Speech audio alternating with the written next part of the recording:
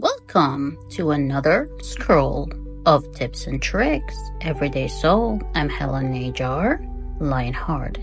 Last episode, we exposed the bait, that familiar trap, a fake name, a warning line, a lie, just convincing enough to earn your click, but spotting the lie, that's only the first step. Today, we track the trickster. Let's take this email. Subject: final notice, your photos will be deleted. Looks urgent, threatening. But the sender? Z blah blah at zijopam.baby. That's not a business. That's a mask made of static. So let's unmask it.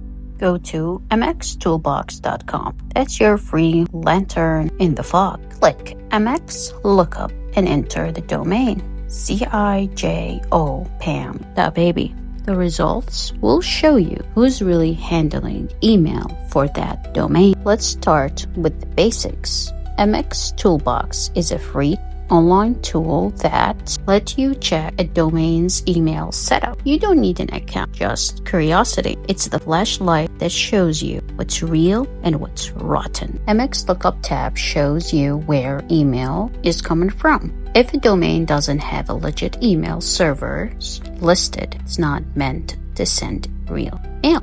Now look for these two, SPF and DMARC. If they are missing, that's your first warning sign. So what are they? SPF is like a guest list. It tells the internet, only these servers can send mail for me. DMARC is the enforcer. It checks whether the mail follow the rules. And if it doesn't, it says block it, don't trust it.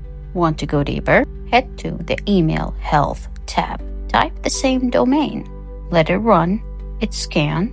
It might take a minute or two. And what do you see? Errors, warnings, DNS misfire, no SPFs, no DMARC, the skeleton of a scam. A domain can lie. A sender's name can wear a smile while setting a trap. But now you have got vision.